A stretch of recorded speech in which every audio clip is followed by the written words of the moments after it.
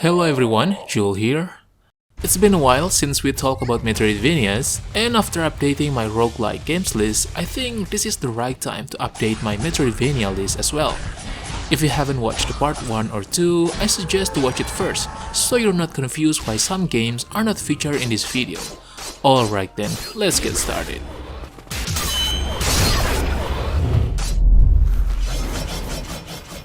Foregone will appeal to you fans of the Metroidvania genre or you who like action games that are simpler but still challenging. The substantive gameplay here comes from the combat and the loot system. As you defeat enemies, they drop weapons, armor, accessories, and rings at the varying levels of rarity. However, as an action-focused game, the story over in this game will seem simple for those of you who are used to games that have more complex stories. The mechanics are also simple enough that they are easy to understand even for players that are new to the genre. I can shoot and not feel guilty. Shadow Complex is basically the Metroidvania of Metal Gear Solid. Gameplay-wise, it's reminiscent of Super Metroid, where you gain experience points, level up attributes, and gain access to more powerful guns, etc. The original won in excess of 50 awards, and this remastered version is savagely addictive and quickly accessible. Controls are standard and very responsive, making Shadow Complex one of the most entertaining slices of espionage gaming in the Metroidvania genre. The story and voice acting are not the greatest part, but they are totally irrelevant since you are here to kick butts, get a nice badass armor, and jump to the action.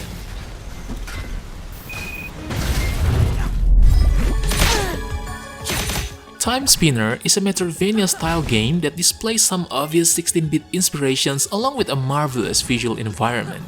Fans of the style will be delighted, and while it is not the most content-packed or longest game ever made, Timespinner knows when to draw the line and offers a good amount of exploration that doesn't force itself for too long. Timespinner plays like a fairly standard platform Metroidvania, featuring abilities that allow for progression, sections that involve precise jumping, and combat. There's also a compelling story involving world exploration, interesting time mechanics, and of course an amazing soundtrack.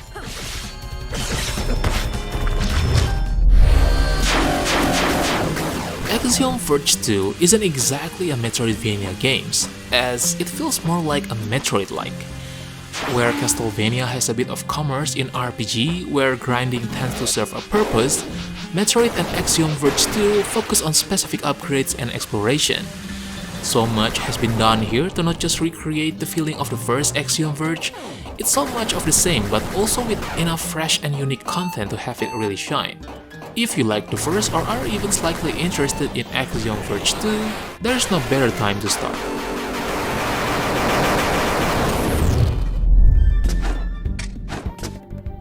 Souldiers is an indie Metroidvania action RPG game. You will be required to explore the realms of Terragaia while collecting goods, unlocking places, solving puzzles, and fighting enemies and bosses. The game has a character creation function where you can start with one of the various classes, increase your skills, and choose what build you want. You can also improve your weapons and equipment as you progress, which allows for unique builds and speaks to the game's Souls-like inspiration. The game, however, became a bit of a slugfest because I felt the difficulty was too easy, even on the hardest setting.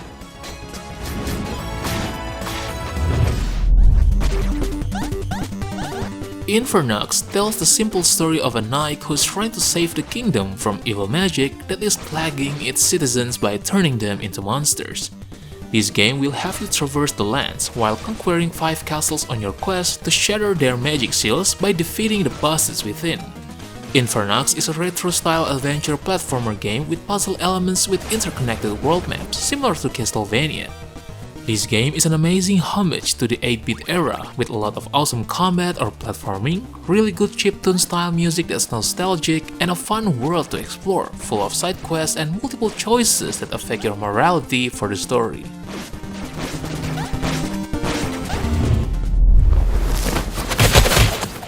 Heroine Anthem 02 is an action RPG with intriguing storytelling, an unpredictable battle system, and an endless heartfelt adventure. The game chooses to make a cute cat girl in the lead role. Such fan service is present in large numbers in Heroine Anthem 02. Shama, the main character for this installment, is agile and dexterous, with the ability to perform ranged attacks and nimble maneuvers.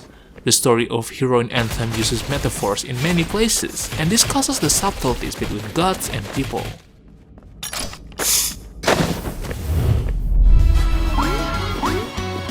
Monster Boy is a tremendous accomplishment, and does its spiritual predecessors proud by nailing the Wonder Boy mechanics while still offering something that will appeal to modern audiences.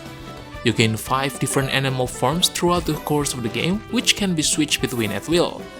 Players can get weapons and armor from shops, many of which offer unique abilities and can be upgraded by finding gemstones. The game also has a beautiful hand-drawn art style, a rocking soundtrack, rewarding boss battles, and an excellent progression system. If you love Wonder Boy and wanted to elevate the experience, this game is a must-have.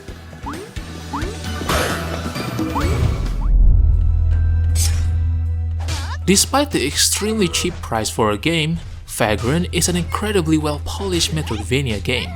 Well, maybe not as polished as the other big Metroidvania title, but still it is capable of competing with most Metroidvania titles.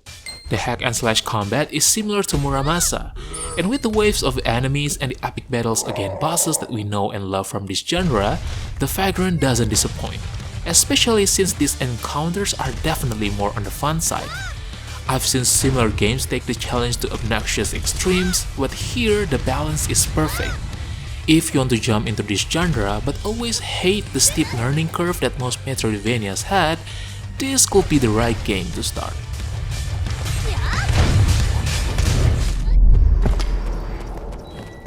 Greak Memories of Azur is a 2D Metroidvania game where you will control 3 characters at once in the same area.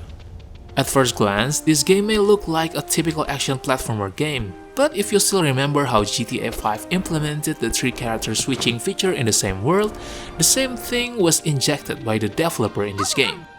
The game delivers a well-realized world with interesting characters, gorgeous handcrafted visuals, and intriguing environments that beg to be explored. The combat can be a bit hit and miss at times, and the distinct lack of co-op play despite the ability to switch characters at will feels like a missed opportunity. But since this is more of a story-driven, I would say this one is absolutely worth a try.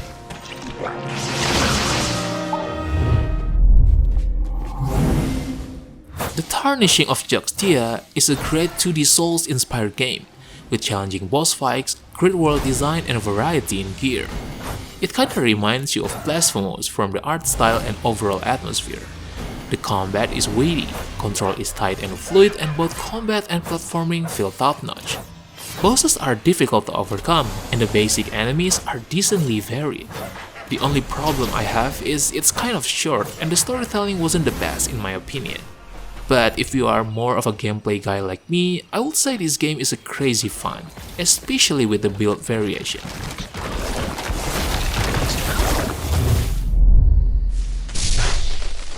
After its resounding success with Salt and Sanctuary, Ska Studios tried to elevate the experience with its sequel, Salt and Sacrifice.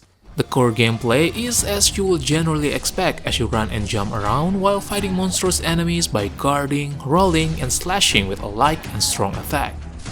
There's also a multiplayer component where you can team up with other players in order to overcome bosses. You can battle online players too, but 2D fights definitely aren't as epic as they are in the Souls games. However, despite all the mechanics and quality of life improvements, I feel like the game isn't as captivating as the first game. But still, if you're a fan of the previous title, this game is a no-brainer.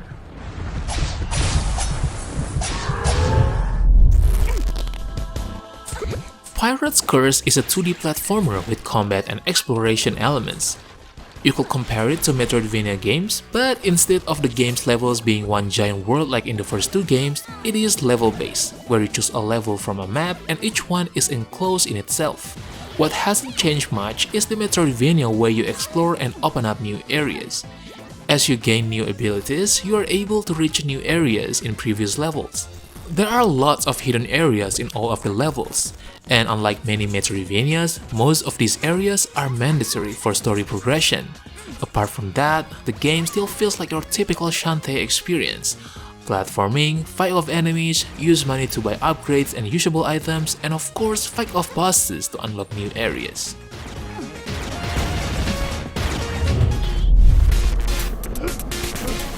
Guacamelee is a game that has gotten plenty of acclaim across every platform it has been released on.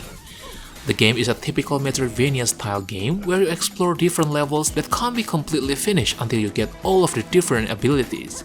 The combat system is so fast that as you master one of the combat weapons, you are given something new, and each of them has its own multiple uses. The environment is so vast that the game itself encourages you to backtrack and test your new powers. All in all, it is a delightful, charming Metroidvania that is recommended to anyone who wants to play a challenging yet oddly relaxing game.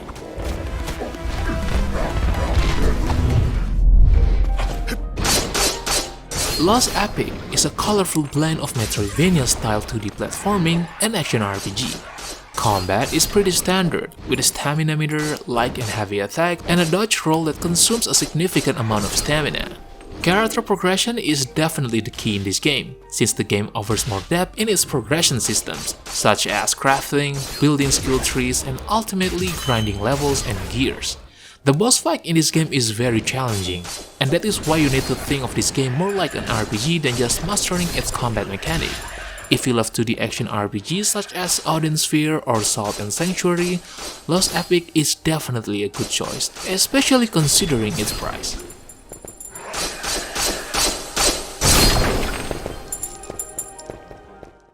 Alright boys, I think that's it for today. I know that there are still other Metroidvanias that I haven't mentioned yet, so how about sharing your best Metroidvanias that probably deserve a spot in the comment section below. Don't forget to like the video and make sure to subscribe to the channel if you don't want to miss another great list. Thank you for watching and have a good day. Peace!